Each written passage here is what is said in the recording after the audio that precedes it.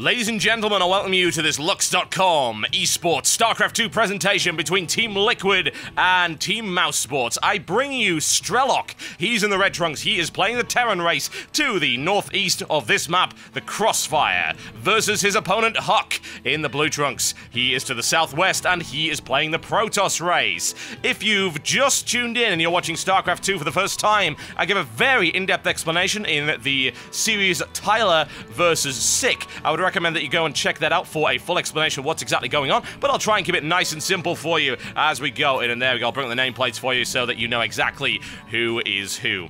Now, HuK has an interesting history behind him. He is currently in South Korea competing in the Global StarCraft League, which is pretty much the biggest league on the planet right now. StarCraft, you may not be aware, is an extremely popular pastime in South Korea, and the original StarCraft game, Brood War, is actually a televised sport, and also StarCraft 2 is starting to become very popular over there as well. So HuK has been competing in Code S, which he's actually just qualified to be in. Code S is the top league for StarCraft 2 over there, and he's competing against the best in the world. So Strelok is going to have his work cut out for him in order to beat an opponent of that caliber. However, Strelok is an extremely good opponent. He is a very, very dangerous player indeed. He's very aggressive. He's also very technical in his style of play. He likes to attack from multiple angles. He's been known to use drop ships to bring units into unexpected places. So HuK's going to have to work pretty hard in order to actually defeat him right here.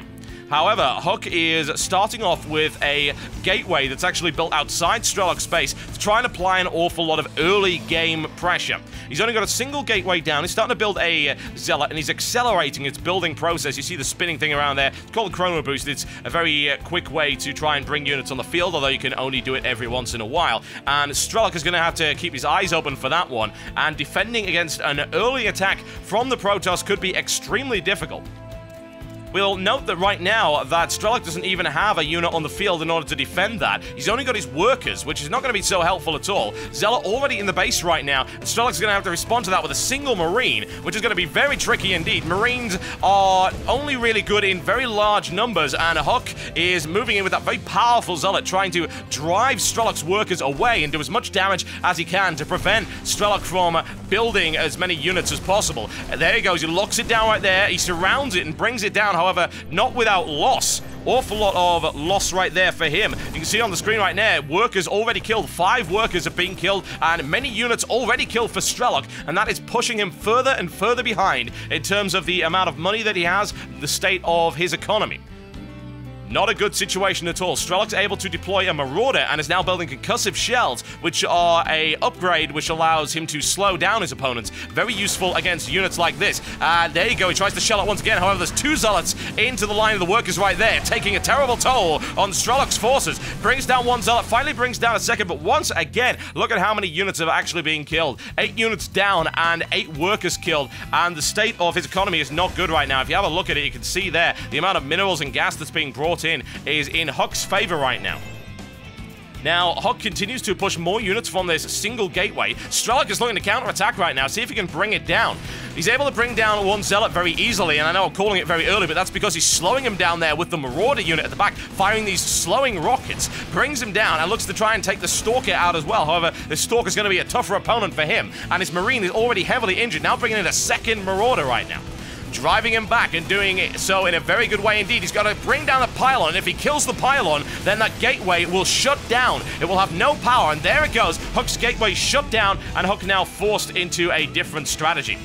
Now, what HuK is doing in order to respond to this is he's putting down another pylon to replace the one that was lost, and he's building 3 more gateways in order to defend against Strelok's attack. Strelok on a counter-attack right here, however, pushing his way across the map. He has 3 Marauders and a single Marine. He's following it up right there. The reinforcements, as you can see, SCV, a worker unit for him to back him up. The Terran race are, of course, the most recognizable race in StarCraft 2, a race of futuristic humans, most of them, in fact, from the south of America. America, so you can pretty much say that they're all from Texas and Alabama. That's how you usually hear it. And he gets in there and he starts to get very aggressive. Wants to bring that Stalker down. He'll be able to do it as it detonates. Now he is in the base of his opponent, and HuK's going to have to reinforce very rapidly in order to stop him from doing terrible damage. Brings down one pylon, and once again, yet more harassment, bringing him down as quickly as possible. He's doing an extremely good job of locking down those zealots and moving away so they are unable to do any more damage. And HuK's going to have to do something quite special to come back from this one.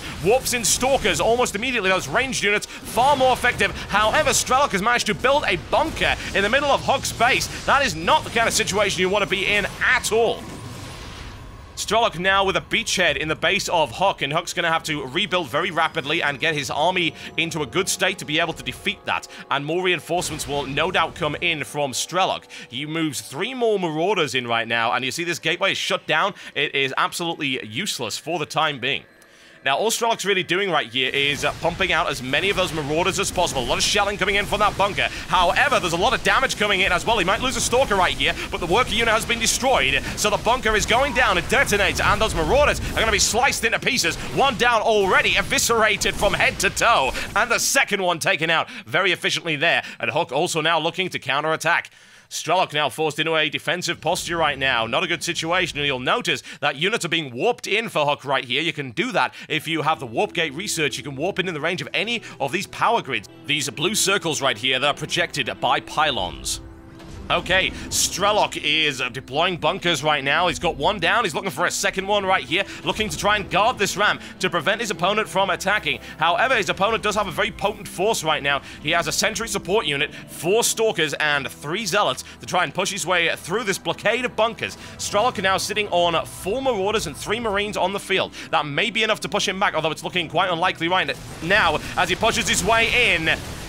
Repulsing the first attack, losing a Zealot in the process. HuK forced backwards, however, is constructing more pylons and looking to get more aggressive. Again, if we have a look at the state of the economy right now, it's looking fairly equal for both. However, in terms of army size, we can see there the army supply is much higher for LiquidHuK than it is for Strelok from the Mousesports team, and he is going to be in an awful lot of trouble if he can't reinforce very quickly. He's deploying bunker after bunker, trying to deploy more barracks, and this has actually been a bit of a weakness from him. He's only had a single barracks, which means he can only build 1 unit at a time. He's got a factory coming up, and he's got a starport to deploy aerial units. However, I'm not convinced he's going to be able to hold this line against the power of LiquidHuK. And LiquidHuK now sitting on 5 Stalkers, 5 Zealots, and 4 Sentry support units as he bashes his way through there. That bunker's going down. There you go. 1 down in flames. Looking to do damage to the second. He deploys force fields to try and prevent his opponent from getting in there. He's taking heavy losses, but he should be able to break through this defensive barrier.